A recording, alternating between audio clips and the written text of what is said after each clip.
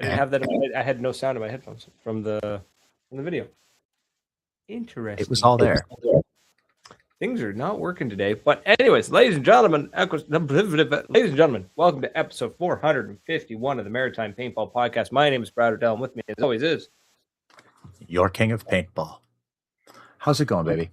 I am so mad at the sound systems right now. I don't understand what's going on. I've got a hiss in my ears every time I talk, and I don't know what's causing it, and it's driving me up the wall. Explorer, how does it sound on your end, buddy? Explorer, I need to know if you hear a hiss when I'm talking, not when I'm not talking, etc., etc. Rada. Yeah. So. Okay, before I lose my mind, let's pay some bills. Of course, shout out to our friend Explore Paintball, top of the list there, because he's sending me all sorts of news and info and stuff and keeping me up tabs on what's going on. So go check him out on YouTube. Of course, Northern Hydration. It is hot out there, people. You need to hydrate. So head on over to drinknorthern.com. Use the code MaritimePB10. Score yourself 10% off with free shipping across Canada. Loft Gear, makers of the Station 150 gear bag, the Bugatti of gear bags. That thing is dope. I love it. I've been taking pictures and videos of it, and now I'm just having to break through the creative block of doing the videos. Head on over to loftgear.com and check it out. It comes in black, olive green, and bright red. So go look at that. Of course, we got Moncton Paintball, my home away from home. King's backyard. Going to be there on Sunday. They're doing a walk-on, and it's going to be a blast. Looks like it's going to be hot and sunny and a bunch of good folks to turn out. So come and see us and play some paintball Sunday afternoon. Fingers crossed it'll be a good time for you. I doubt I'll make it up, but maybe I will. Who knows? We'll see. You are otherwise engaged for the next 10 days. You're kind of busy. Yeah. It's a thing going on. Let's see. We got Ntensity Customs, makers of this dope hat that I'm currently wearing. Nothing else, because today was a not intensity day. Whatever. But check them out, intensitycustoms.com. Please go check them out. Fantastic company, fantastic people. They deserve your love and admiration. And of course, Paintball Dirt newsletter, paintballdirt.substack.com.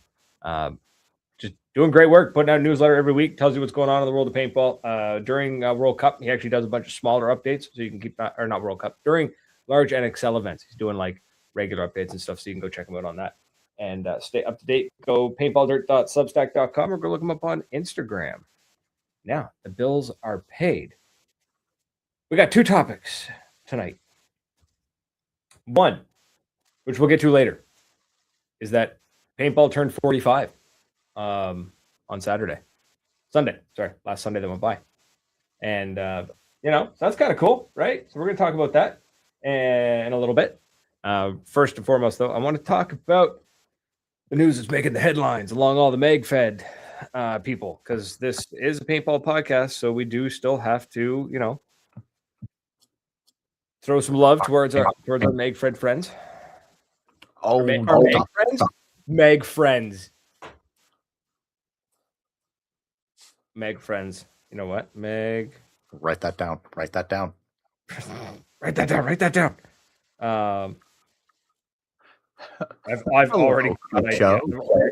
got the idea. I've already got the idea. Oh yeah, it's all coming up here. I've got the idea for Meg friends. Is just running in overdrive tonight, ladies and gentlemen. Oh, it's wild. We had we fed it a Red Bull at 5 p.m. and we slammed a Monster at 9 p.m. So sleep is for the week. So let's go. The T16 officially launched. We talked about it before. We said it was a thing. We knew it was coming. We said hey, it's here. It's official. We know it's coming. Here's its name. The actual. Why is the lighting so bad in here tonight? My microphone has better lighting than I do right now. It's this hat. No, it's not. The lighting's still just atrocious. It's almost like it's a radio station, not meant for video. The T16 has launched. A couple of videos have already dropped about it. People excited for it. So I thought we would go through it. Our friend Creepshow seems to be very, very excited. He's a little hot and horny over it. Well, that's his realm of the world, and it's kind of cool. to see something that's not an EMF that's trying to change, try to do something a little different, try to upgrade itself, update itself for the modern day. Yeah, it's kind of nice to see them basically say like, "Hey, we're gonna try again." Well, it's not them. It's actually not First Strike. It's Legacy Air Gun Systems. Legacy Air Systems. I wrote down Legacy Air Guns, but I might have misspelled. Either way, we'll So get the show notes. yeah, we'll get the show notes. So there's a breakdown I actually sent to Tom so that I could retrieve it later, because quite a few upgrades. So we had talked about it before. We weren't 100% sure on everything that was going on or what was going to change. So we need to figure that out. Where the hell did I put that comment? The internal shot quality, if it's consistent as the EMF, yes, that's kind of the thing. It will not be as efficient as the EMF. I'm sorry. He didn't say efficient. He said consistent. It won't be as consistent as the EMF either. I'm sorry. We're talking apples to oranges there. The EMF is a speedball gun jammed into a magfed format, whereas the T15, T16 is a AR from the ground up design using an older bolt style. Now they have made some improvements, and that's on the list of things that's happening, in particular that the tip is no longer tapered and they've added an O-ring on the actual bolt. So that will increase your efficiency and your consistency. Or so they say. Yeah. I don't see why it wouldn't. Sounds like this thing's going to shoot round ball better. I think so. They say it's supposed to shoot first strikes or shaped projectiles better as well. I think adding an O-ring is just a good idea. The valve pin now has an O-ring, which will help with your efficiency and your consistency. So adding those just means that whereas the old design kind of relied a little too heavily on like friction fit and like a really good solid, like we fit it, it's perfect, it's good to go. And then after you've used it for a little while, it can get a little finicky. The O-ring improves the seals, but also kind of gives a little bit more wiggle room, right? Things happen, things jiggle, things move. The beefier J hook means the back cap's not going to break. You've got a stronger spring. Now, the video was put up. Brian Sullivan just dropped a video about 4 hours ago, and that's where I've got a lot of these notes. One thing he mentioned was the fact that they did a no nubbins detent system. And I think what he was referring to is that the T15 used the similar detent style as like the Titmans, where you've got these little nubbins, literally little nubbins of rubber, kind of like hold the ball one way. But if you jam, right, so it keeps the ball from bowling out. But if you jammed a barrel swab down there, you were actually pushing the nubbins the wrong way, like they folded over themselves. So you actually would normally have to take your barrel off, jam it the right way, or the direction the ball would go in, and then pull it through. You couldn't just go in and out real quick like you can with basically every ball marker on the planet. I know the exact problem. It's shocking. I know the exact problem you're talking about. That never happened. Yeah, the flappy rubber bits or the nubbins. They've replaced it with a ball detent, which is also held in place by a D-ring. So constant tension from this D-ring will help as well. Whereas the nubbins were kind of just pushed fit in. They could work their way out. One could pop out further than the other. This is a D-ring for even pressure all the way around. That's a really good move. Also, the swap to autococker threading is a huge move in the direction. I understand why Tiberius did their proprietary, because realistically, like there's pros and cons to everything, right? So the pro to autococker is that you have way more freedom, right? Yeah, you can just get a free kit. Brad, are you in? In what? Sorry, I'm getting a text message from my brother in Alberta. The autococker you could use basically air conditioned studio. Are you in air conditioned studio today? Technically, this one does not have air conditioning, but I have the door open. Good enough. Yeah. Autococker barrel is really cool for the T15 because then you can put your freak on it. You can get any barrel systems. Barrel, Any barrel. I'm not going to list them all. Any barrel. There's the list of barrels you can't use is now shorter than the list of barrels you can. So that helps there. That's great. Now the pro to using the Tiberius system was that it was a push, turn, and the whole barrel popped out. It came out super quick and easy because you couldn't do the swab back and forth. You had to pop the barrel off, jam the swab down it, slam it back in, you're done. So it was better than being like, never had to worry about cross-threading your barrel, which I've never done anyways. So I don't know if that's a huge worry, but it's great. I love that they're moving to the autococker. So kudos to them. Kudos. They mentioned this is where this was one thing that was like, oh, that's actually super cool.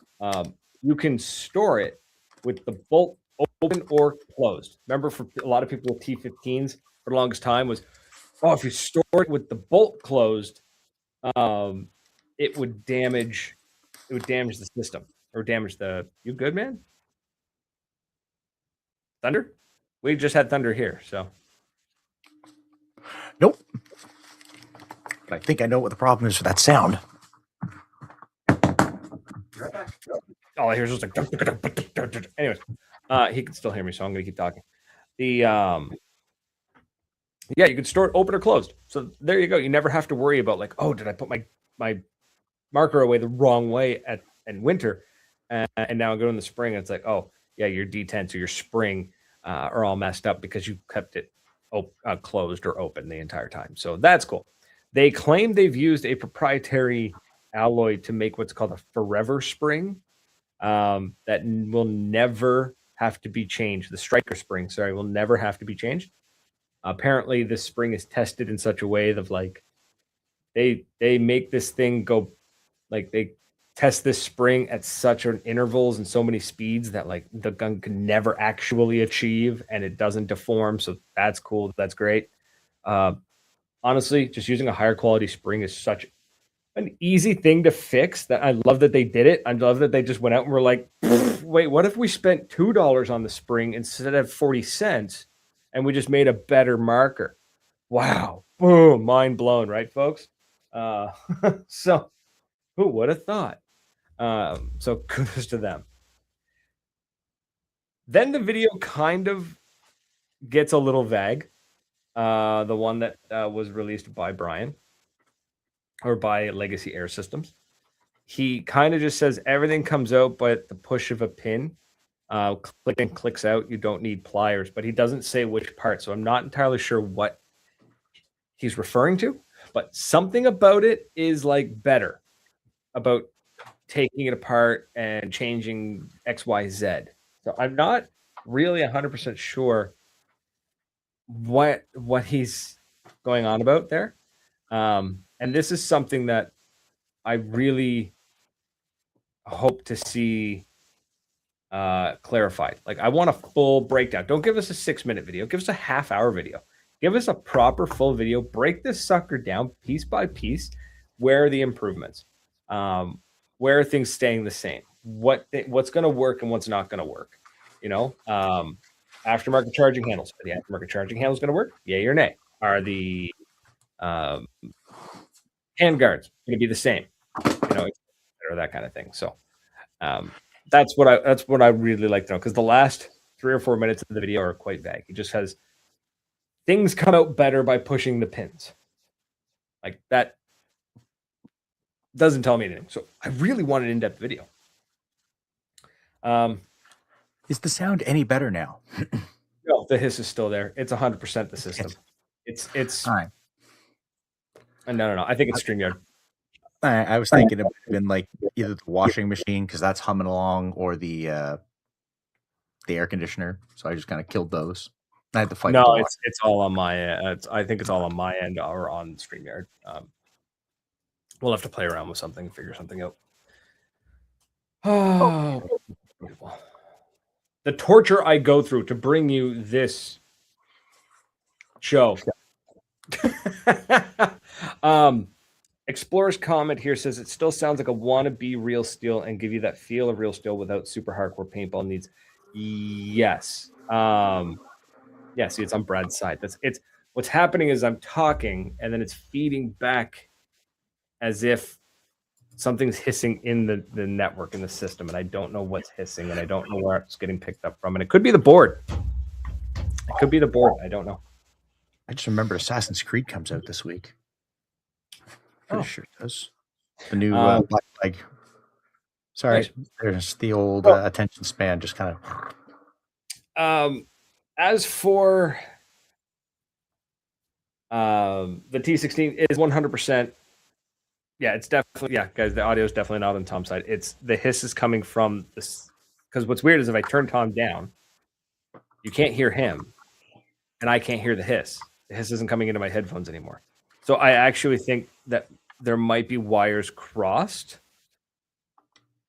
somewhere in the board or in the system, and there's actual interference happening. So you have to hack yourself in. Get in. You're in. I am not hacking in the system. I am busting your balls. No, obviously not. We would never imply that you would do anything like that ever at all. No. Now, that being said, if I owned this thing, like if it was my board, I'd have this thing ripped to pieces. Well, but yes, it's not mine, so I'm not going to touch it. No, that would be smart, because the nice station manager lady would come and break your thumbs. More than thumbs, but more than thumbs. Allegedly. You showed up just as we were finishing up the T16 stuff. I am happy for them. I'm happy to see some form of new magfed thing trying to make its way into the market.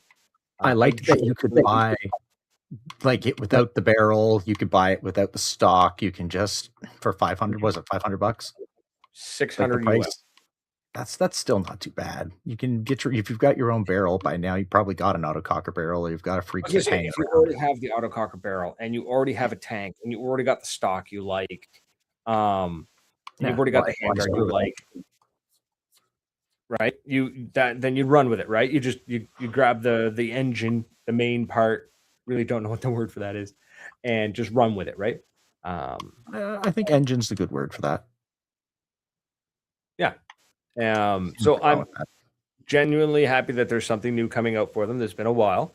It's a refresh. It's a improvement on an existing system. It needed one though, so it's good. No, absolutely. So they're not reinventing the wheel. Now Brian said that maybe we'll get Brian on talk about. I don't know if I want to do an entire magfed episode, but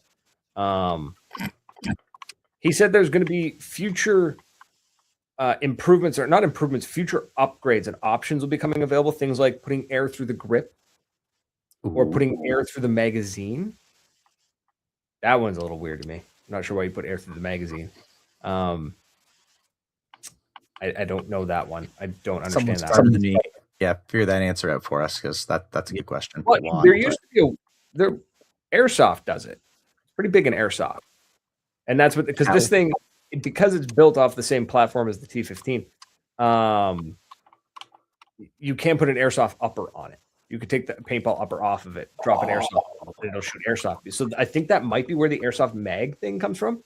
And then air through the grip, plus a full auto kit, right? And then a full auto kit, stubby barrel, no stock. Now we're talking speedballers playing magfed stuff. You know what I mean? Like basically with the EMS for 90% of people. It's incremental increases. Now, my understanding is that what we are seeing, the T16, is what the T15 was supposed to be. The T15 is an altered design. The T16 is following what is the original design. So it's a backwards, but an improvement. Make sense? Hopefully that makes sense. Lovely timey-wimey stuff. So that's kind of cool for them. I dig that. I dig it. Now, I have one request. And this isn't about the marker. The marker's fine. The marker, as far as I'm concerned, the marker is probably going to be a great magfed gun. Right? It's going to be great. It's going to be great for the people who play magfed. It's going to be great for people who already have, they want that milsim. The EMF's not milsim enough for them. This is going to be their option, the T16. The way that it's being promoted and advertised, there's way, like when your video starts talking about specific things, like we put an O-ring on the tip of the bolt, we put an O-ring on your valve pin, we replaced the J hook, we replaced the spring. Those are really, really granular details you're giving us, right? It was a very brief preview, and the people that are gonna watch that video are the guys who care about it. When it comes No, to no. their general marketing, I'm sure they're gonna try to There's already they're gonna have the diehards, like the guys who ran T15s or T16. The hardcore magfed guys are already sold. It's just for everybody else, for the ones that are still on the fence, right?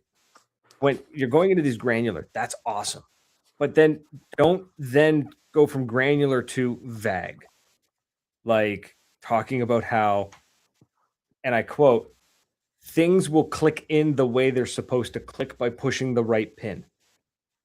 Okay, what things? You just told me about a O-ring on the tip of the bolt. What thing is snapping in and out? when you pop your pins on your T15, you always have to remember you always had to kind of frig with it to get it to snug in, No. right? He opened it and then said, "You pop the pins and things will come out of it." What Yeah, things? that's why I got angry. You told me about the O-ring on the valve pin, but you're not telling me what things are. Thank you, Joker.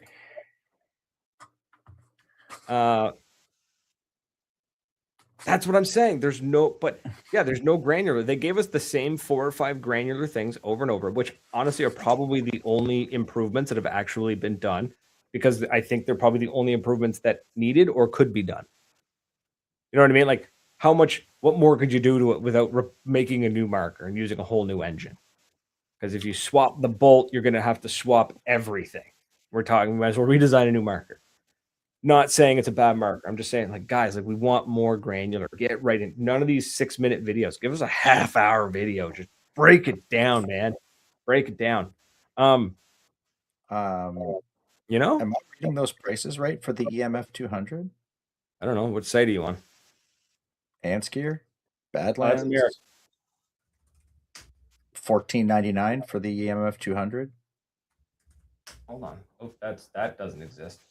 That doesn't make sense. Sorry, I just typed in EMF 300. And it's like, we don't know what that is. I'm like, yeah, I hope not. EMF 200 magfed. Yeah, EMF 200 magfed paintball gun, $1,500 Canadian. That's gone up in price. Am I crazy or has it? I think it's gone up in price. Someone want to fact check that one? That's the EMF 200. What's the EMF 100? So, today's the day. Today's the day? Yeah, apparently. I guess I somehow activated a video from the other window. $920 for the EMF 100. Okay. That Canadian or American? That's Canadian. This is Badlands' website. Okay. So, a little pricey. Crazy pricey. I mean, EMF 200, like, you really don't want to do magfed. Like speedball magfed. Mag speedball. You know? But keep in mind, though, now, this is hold on, Brad. I've got one for you. We have a question. What's the question? Yeah, I'll just here, put it up on the screen for you. Yeah. Tell Chucky what happened to the Milsig stuff. It's sad tale. It's all one right, of those so like, get out. We're gonna do a history lesson. Milsig. Okay, Milsig started out. Now, this is my understanding. If I'm wrong, somebody explain it to me.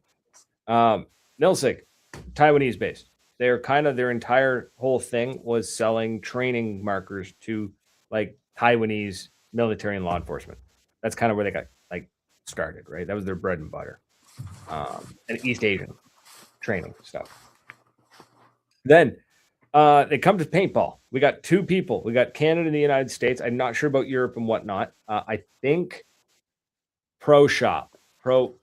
magfed Pro Shop was the Milsig guys in Europe. Maybe I'm not huge on the Europe market. I'm not sure. In Canada and the United States, Canada, you had Evan Henshaw of Patch Panel. So he actually started Patch Panel first. Then he did Widowmakers Industries. which then became the distributor for Milsig. Milsig became the big thing. So he's running the Milsig stuff in Canada. Down in the States, we got Doug Brown. Doug Brown, I think, was the Milsig guy down in the States. And he was involved with the design of it. He was in deep. He wasn't just a distributor. He was talking to the guys making stuff. So that's happening. Doug Brown retires. Nobody picks it up. So, right, like nobody picks up the Milsig stuff. So Doug Brown retires. He's gone. He's done. He's old enough to retire. He's like, I'm done. I don't want to deal with this anymore. I want to just like golf and drink beer. Then in Canada, we've got Milsig stuff. Milsig starts to lose its luster. Word? Yeah, luster. That's the word. It starts to lose its luster as we've got competition like MCS bringing out the 468. We've got Tiberius bringing in the T15. This is before Tiberius became First Strike. You got MaxTac bringing in the TGR2. And so now we got competition, right? Milsig's kind of struggling because, frankly, the Milsig markers were finicky. And they're finicky for magfed, right? I find that bet though, but that collar thing was the worst part of it. Were the damn collars on the mags. Oh yeah, so they went from a round head mag to a square mag, which a lot of companies did when First Strikes started becoming a thing. Or shaped projectiles became a thing.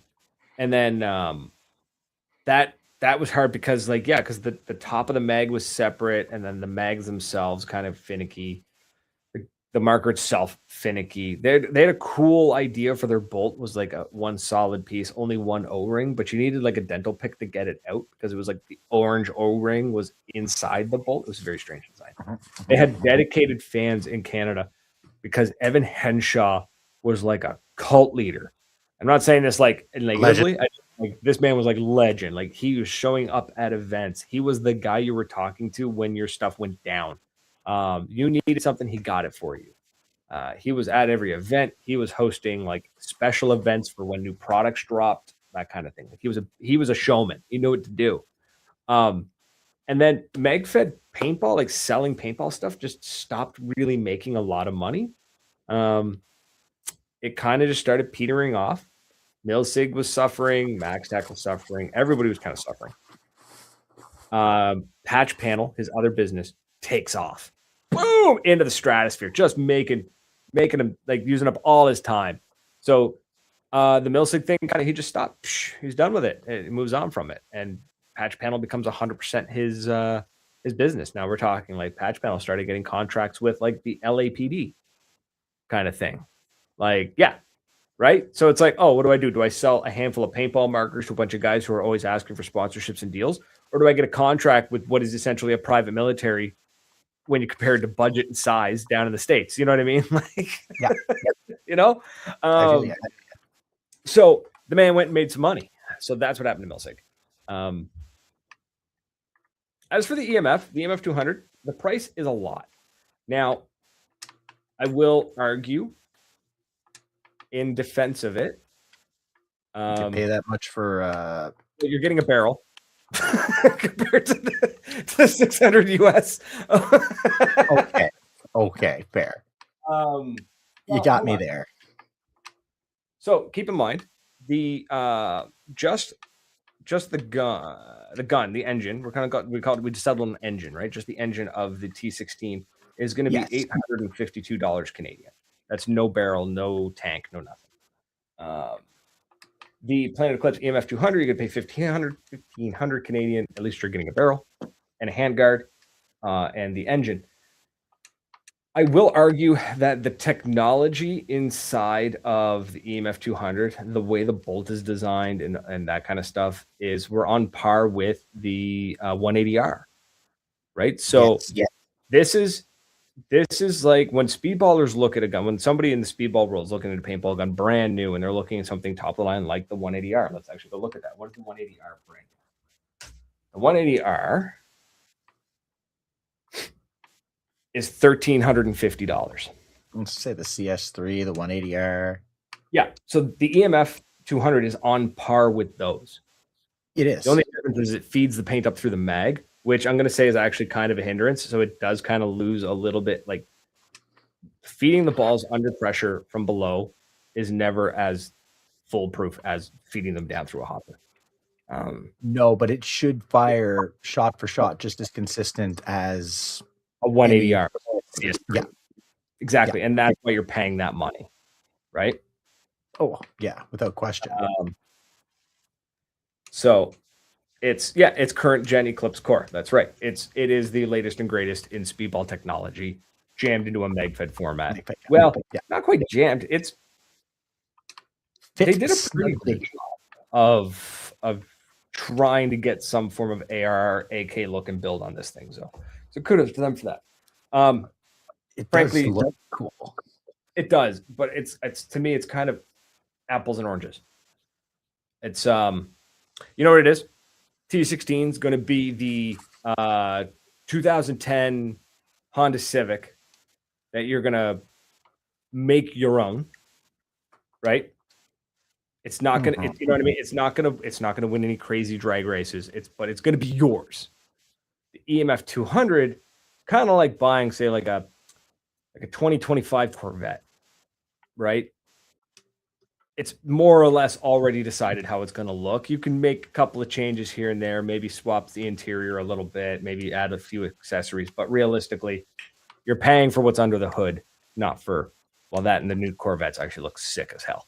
So well, that kind of shot that argument all to shit, didn't it? No. But it's, I know. You're not going to compare the brand new Corvette to a 2010 Honda Civic that somebody has bought because they just needed an engine, a transmission, a chassis, and four doors. You know what I mean? Or 2 doors. They just needed the bare minimum to get going, and then they've made it their own. I see where you're going. I do understand what you're saying. I wouldn't say the T16 is a car. I don't think I'd call it a Honda Civic, but I do see what you're saying. Like I see the comparison you're making. You just bolt a bunch of stuff to it. It's like a Honda Civic. Yes, but it's a very nice Honda Civic if that's the case. Oh, sure. I think the car would probably be a little bit better. Because it's still going to have something modern. The engine's still going to be comparable to, no, maybe not the Corvette, but it's still going to be able to compare. So yeah, it'd be more like a kit car, but I do see your point. Yeah, but it's sports car versus supermarket. Okay, that's a little harsh. I wouldn't go that far. Supermarket implies minivans. Minivans are actually useful. So that's more like, Jesus, are you just trying to upset people tonight? Yes. You mean bastard. I'm angry. There's a hiss in my ear and I'm pissed. Thing is, it's still magfed. Can't compare that to anything else on the market.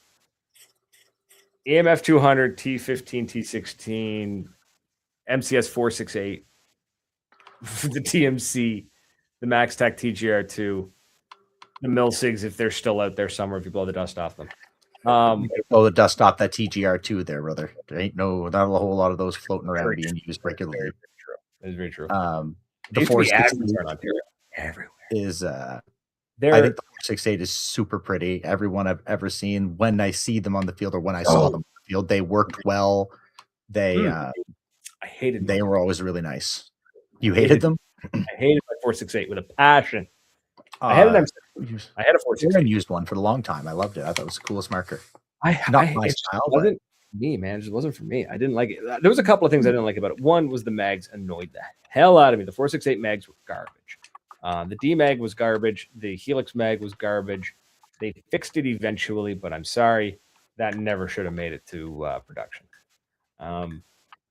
Yeah. So anyways, the T-Tier 2s do pop up, especially the TGR 1s. TGR 1s will pop up for us because they're SCAR based. What happened to the die dams? Die realized there was no money in magfed. What happened to die dams?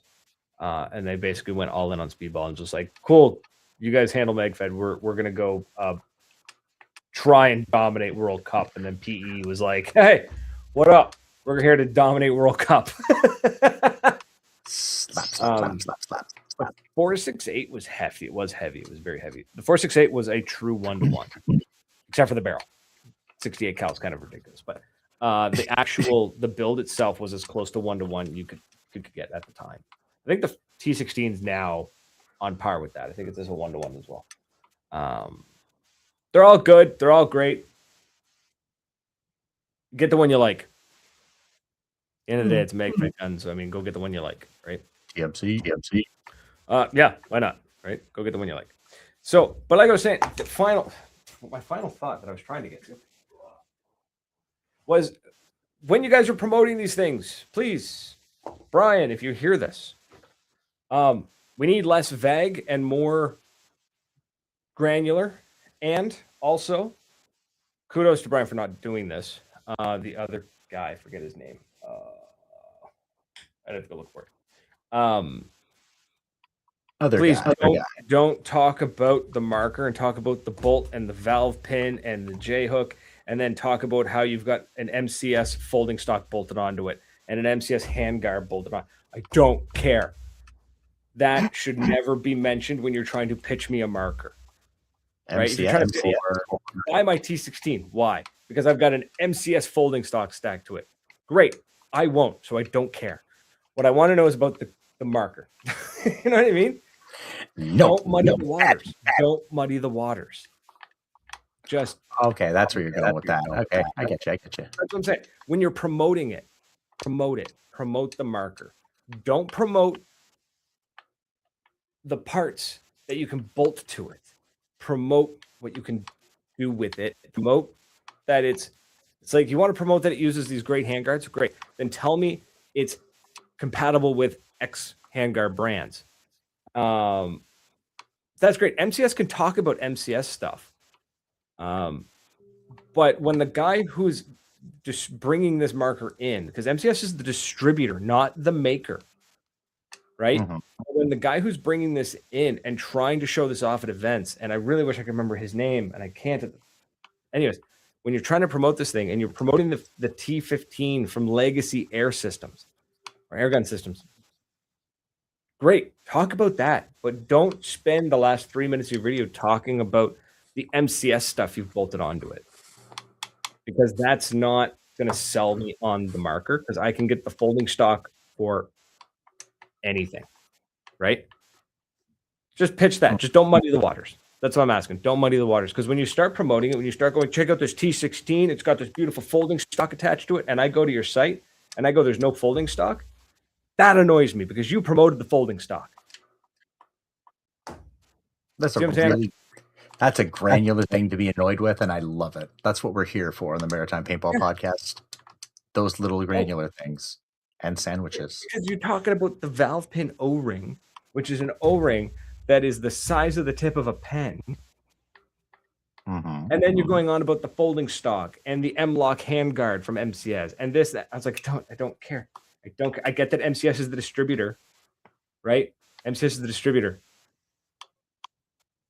And let MCS promote the handguard anyways. If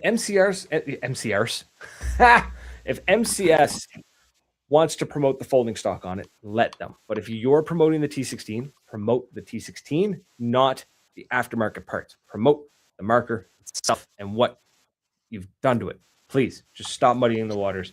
It just feels like it's so close. You're like 90% of the way there, and then you trip. So, okay. How do you feel, buddy? Do you feel better now? A little bit. Charles wants to know, what's the percentage of big game players playing magfed? 30%?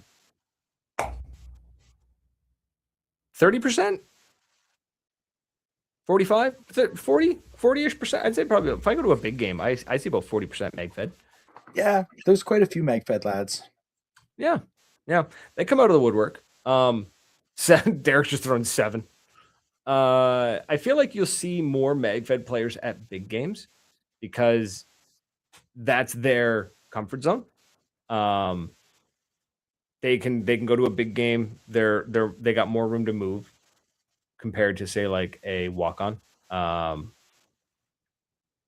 So I find you see a lot more magfed players at big games, whereas like speedball players or competitive speedball players are playing a lot more competitive play. they're at tournaments, or they're more likely to go to just walk-ons and stuff, that kind of thing. So, what's really funny? We take this one comment out of context and just say Creepshow doesn't go to mixed games. It's very racist sounding. So yeah, I'd say probably 40%. But I think that's There's a lot of players at D-Day that were magfed. Our whole yeah. team. And I was saying, I think that's because big games are where they feel comfortable. Like when you got a big field like that, a big area they can move around, they can kind of look for different angles and stuff. And if they're getting shot at, they can back off really quick. There's a lot of them at Wasaga. To find new angles. Fair amount at CPX. Mhm. There were a lot of operators, but that's because they've found the balance of having those speedballers be the front lines and just be machine gunners and be Brad. Team deathmatch. Yeah, that's what I say. You probably get 35-40% would be magfed at a big game in Canada. Down in the States, probably less. They have more of their own magfed only games that they can go to. So they don't really. God, those look so cool, right? So yeah, I'd say probably about that, give or take. But yeah. Anyways, Creepshow's asking. Well, in Canada, it's all of them because there's no magfed only games, and if there are, there are very few. Oh, so 95%. Did I go on a rant? No, I did. I did that last week. I don't need to go down a rant again. You're good. The magfed guys do missions, and they're so fun to do missions with. If you just want to shoot, by all means, like I'm not going to piss in your cornflakes, but sometimes just running with those guys doing a mission, even if you're just running behind them and supporting and shooting, is fun because they're so into it. And they want to get that thing. You just run behind and clip people as you're running up, and it's a blast. So yeah. Sorry, Creepshow's wondering what percentage of magfed operators only play mixed games. Like I said, 98% of the ones here because there's no magfed only. I know when magfed was booming here in the Maritimes, and by booming I mean there was like 12 of us. But there's all of like 40 paintballers in all the Maritimes. So feels like that. We played just whatever was available. We weren't exclusive to anything. The idea of a magfed only game was a novelty. Like we didn't go out of our way to find magfed only games. It was more like, oh, there's a magfed only game, we should go. It was the thought of I'm only playing magfed only games was never anything that entered our minds, because if we did that, we would play once a year. So we never did that. That was never an option. So yeah, like I could actually tell you, like we would see things come up where they're like, oh, there's this magfed only game happening in California, we should go. It was like, oh, okay, sweet, dope. It's a magfed only game. That sounds awesome. We should go do that. And then like we went for the magfed only game because it was a novelty. It was just yeah. The idea of only playing magfed only games is so strange to me. It was so much fun though when we went and played PRZ. Because I never got to do anything like that before. That was a novelty thing. Yeah. Like if you and I were to sit down one day and said, okay, we're some reason putting away the speedball guns, which that's never going to happen. And he said we're going to play magfed only games. What would we do? Stand in the backyard and shoot at one shot each other. You and I 1v1 all the time. It's just not an option in Canada. There's no magfed only games. And the one time that our boy Ryan Bell tried to do one, none of the magfed players came out to support him. So I'm not going on that rant again. I already called them all out last time. Which surprisingly, to little to no hate mail. Usually not even one angry comment. Not one person came out and was like, you're wrong, because they all know I was right.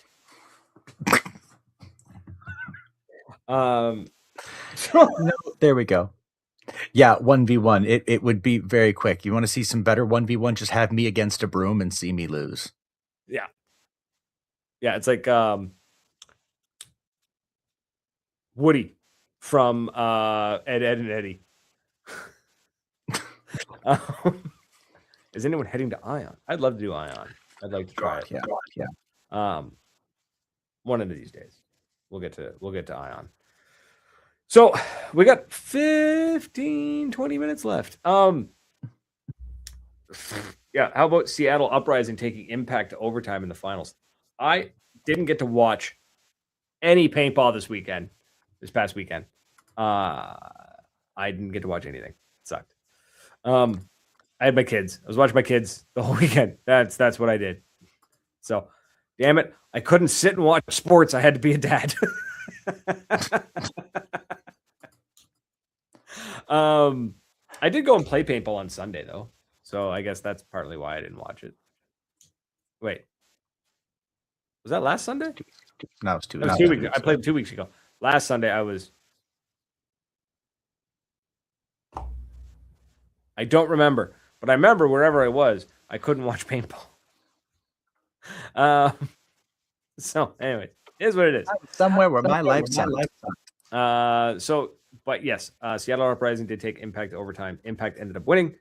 Hashtag Go Canada or something, whatever. And but kudos to Uprising. I don't think they've gotten that far in ages.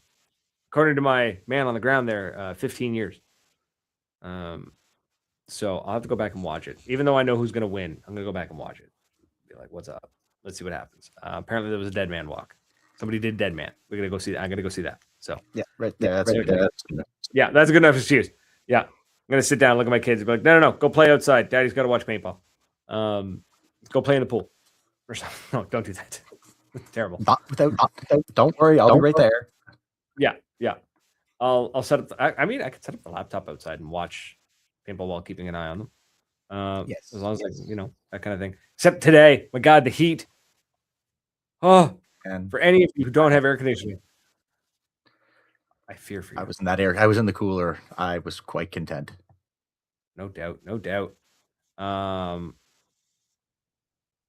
apparently played with the same guys the entire event. That's rough. That's wild. Usually the roster's got like 8 to 10 people. That's brutal. That's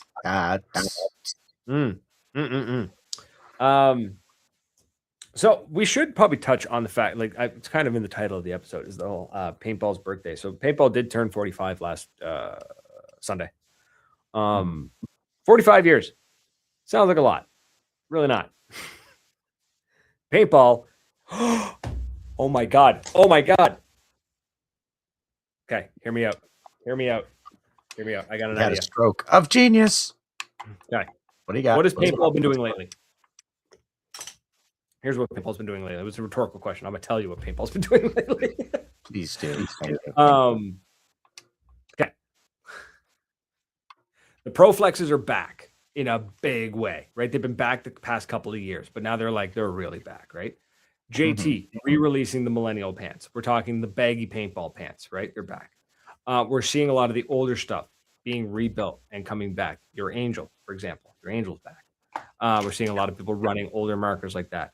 We're seeing a lot of paintball companies going back to like bright and bold and loud, which I'm loving, right? We're seeing JT is all about the bright colors. We're talking like bright, it's popping colors, right? So we're seeing that. We're seeing paintball's kind of starting to slowly kind of feel a little bit like it's trying to get back to its roots. It can't quite get there because but it's an adult now. You know what I mean? A midlife crisis. Paintball's going through a midlife crisis. Paintball turned 45 and it's having a midlife crisis, and I am here for it. I think we might be onto something with that one, brother. Right. So we got to figure out what is paintball as an ethereal thing, right? As if paintball itself was a being, right? We're gonna say it's rhetorical. What's the equivalent of getting a Corvette and a bad hair? What is the industry's equivalent of buying a Corvette and getting hair plugs?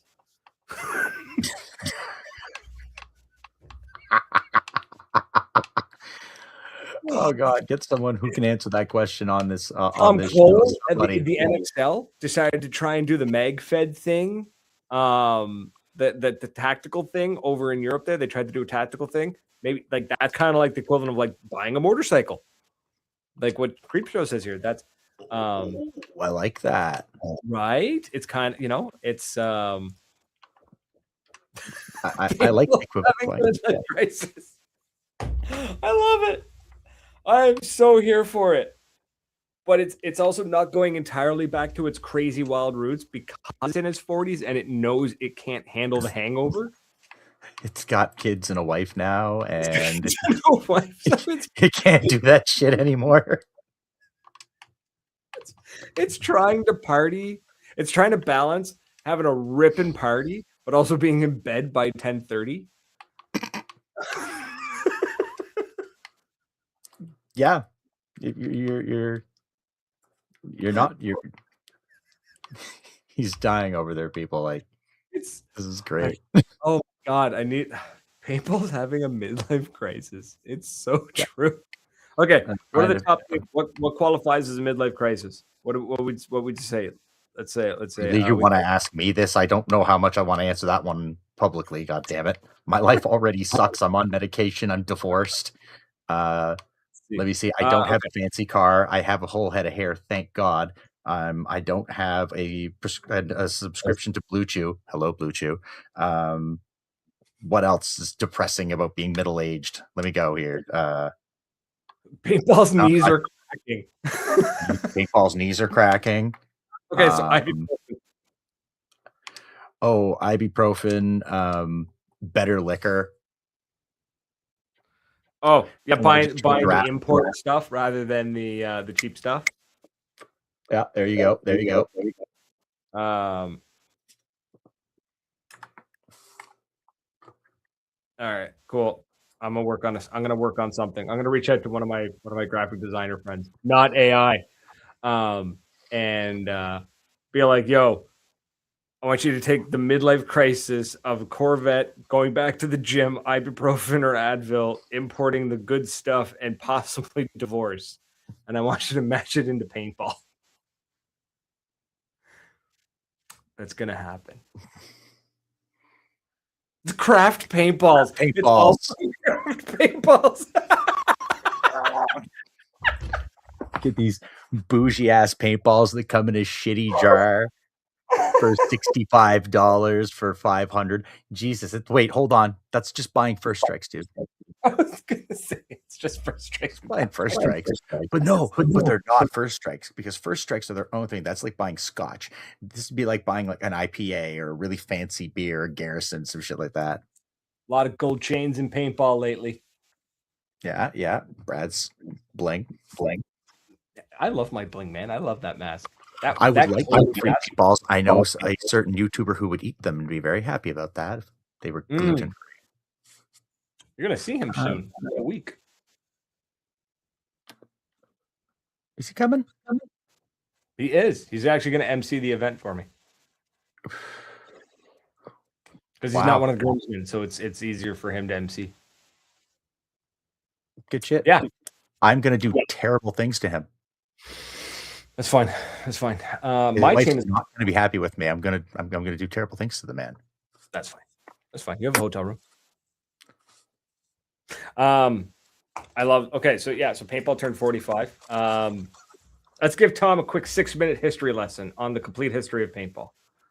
Fun fact: the first paintball game was played by what sounds like the cast to a Ocean's 11 movie. It was Cliff. Obviously. He reffed it. There was hunters, foresters, a surgeon, a writer, a farmer, and a stockbroker. We're part of the first paintball game. That actually, yep. That all tracks. Held in 1981 in New Hampshire. using the null spot. How it actually grew, because a lot of people don't know this. They kind of go, okay, well, the first paintball game was organized in 1981, but then like, how did it get to where we are now? One of the guys wrote to Sports Illustrated, like wrote letters to them, and they published the letters. They published an article in Sports Illustrated, and then it's a new bell. Is he okay? That sounded loud. He's fine. 1 second here. I have to deal with my boy. Yeah. Tom's over here beating the level of Mario for his young fella.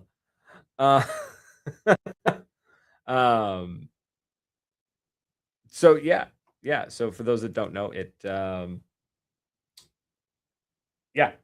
they started selling starter kits. So it was a Nelson Spot, 007, of course.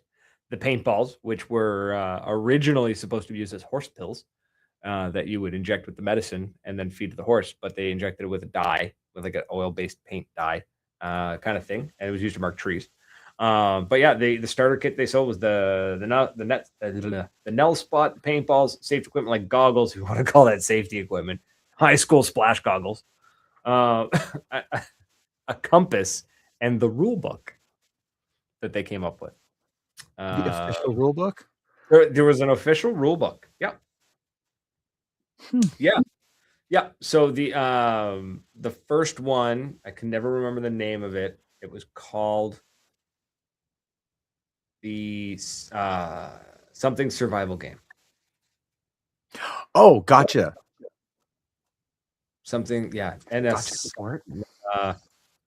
So, anyways, National Survival Game. That's what it was. Sorry, National Survivor Game. Okay.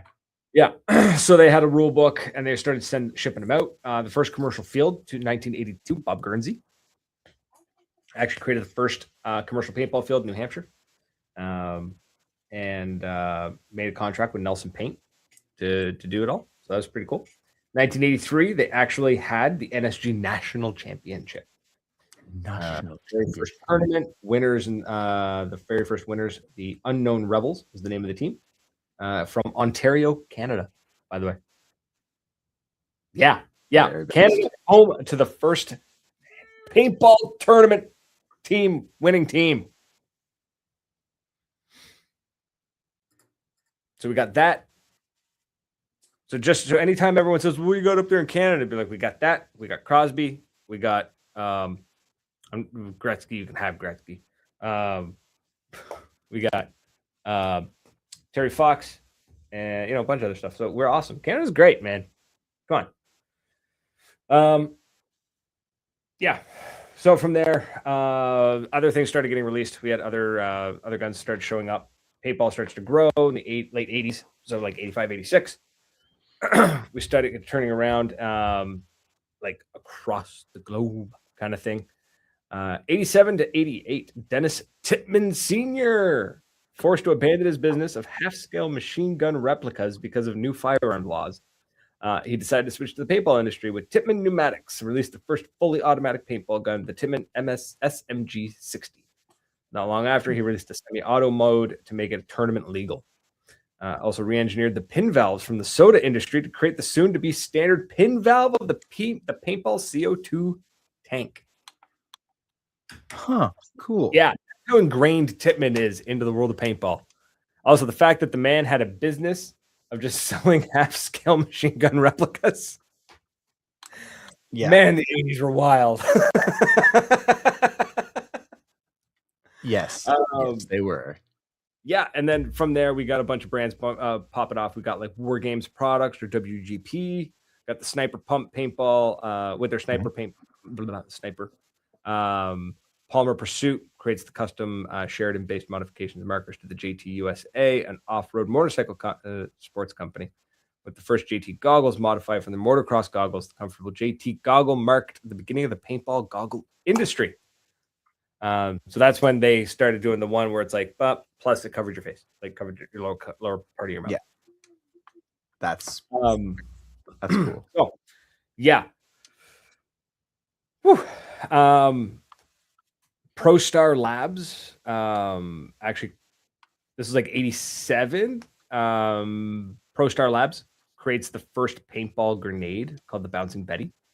Los Angeles Paintball Company, or LAPCO, develops the first bottom line air source adapter, or bottom line ASA, revolutionizing paintball market design by eliminating the mask interference when players shouldered their tank. So they're the reason why we have a thing at the bottom of our speedball guns, which is wicked. Cool, right? 89, large paintball park in Southern California opens the first speedball arena. This set the stage for standardized competitive play. So yeah, speedball was fast, furious, focused games, a drastic difference from the first game in 1981. So this is 8 years later. We get speedball from the first game. The 90s saw the rise of semi-auto markers, gravity-fed hoppers emerge on the scene, starts to take hold in Europe, and that's when the MPPL shows up. Kingman International made waves with the release of the first Spider paintball gun. How the mighty have fallen. I like Spider stuff. Kingman, the Spider stuff was good, but they just did not keep up. They made the wrong choice. They bet on the wrong horse. There were some decisions made there. 1995, ESPN broadcasts the World Cup. First time that a major network ever broadcast paintball. Unfortunately, due to legal issues revolving around the use of silencers, thanks to paintball markers held to the same laws as firearms, the tournament was not very TV friendly or fun to watch. It was not successful. I was very definite that statement, wasn't it? It was not successful. Yeah. And there's a very young-looking Tom Cole, team leader of that company, is a photo on this website. It was paintballaward.com. Go to their website. They have this full breakdown. It's fantastic. 2001, MPPL places a ban on barrel plugs at paintball events, instead beginning to require the barrel covers, the barrel bags that we use nowadays. The plugs were no longer considered safe. 2002 World Cup, the infamous sniper incident took place. Team member who was not playing the tournament match hit outside the field boundary, attempted to eliminate opposing players. Cliff was there. See, of course he's everywhere. Yeah. And then, of course, you have paintball today, which is currently going through a midlife crisis. Crazy though, right? Yeah. I mean, there's a lot that happened from there to now. We're talking like the rise and I'm gonna have to say the fall, but the rise and fall of Angel, who kind of just like revolutionized the game and was like, hey, what if we put electronics into these things and made them actually functional and good and fun to use? And people were just like, this is amazing, and they shoot the hell out of them. And then, yeah, other people came up with modern technology. They refined it, and that was it. That was it. Angel walked so others could run. They are heavy. There is no question of that. And mine is light by wild comparison. Yeah, you can imagine like those guys. You look at they're all gone now because their arms are all just shot. Their shoulders are all blown. Right. Oh man, but still, it shoots so nice. And it's then so fun to shoot. From there, we've got all these other companies that show up. And that was just wild to see JT making a massive comeback. Like the company, they decided to put some money into it again. JT's like, we're back. What's up? It also helps that like suddenly Proflexes became extremely sought after. They were always popular, but now all of a sudden it's like, you will have to excuse me, gentlemen. Let's go. And now JT is kind of like the big collectible. So, yeah, Smart Parts unfortunately did see your comment there. Explore Smart Parts definitely took the petty route, we'll say. Sued the hell out of everybody to try and do some damage and stop things from happening. Yeah, go man. Go deal with this. So yeah. So it's a shame.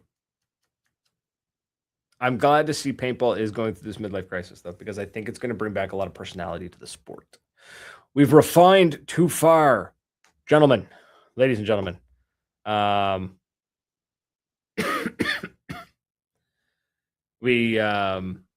Things have gotten too smooth, too sleek, too efficient, we need to go back. We need to make things fun. And I think that's why we're seeing more of the gold chains. We're seeing more bling. Gino did do that. That's right. Sorry. I keep bouncing back and forth in these comments. I'm sorry, Cliff. Yes. Gino did do that. The rise and fall of Vulcan. My God, yeah. Oh my goodness. What was the name of the original business? International Paintball. No, it was Paintball International? Paintball Warehouse? Oh my goodness, I can't remember the name of it.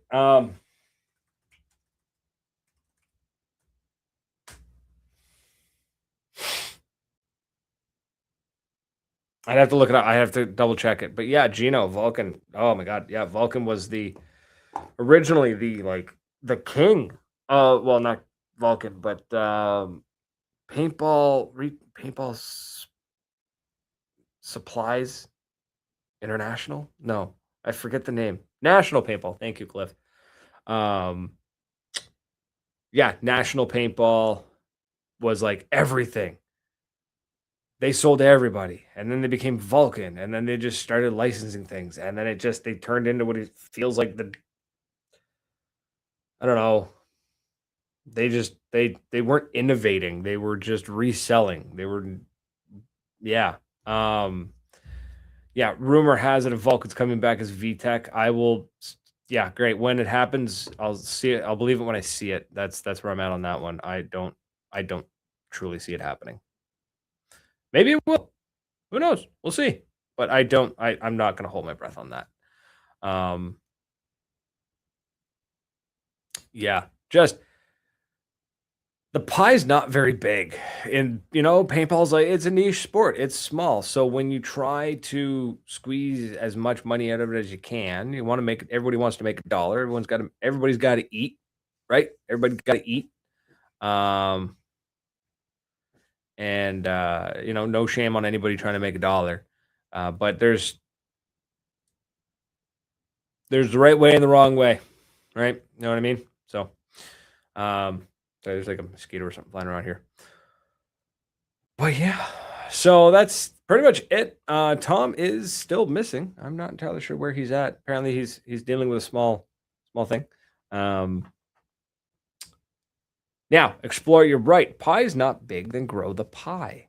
So I think that's where that age-old debate, which will never be answered, is who is responsible for growing and making paintball better.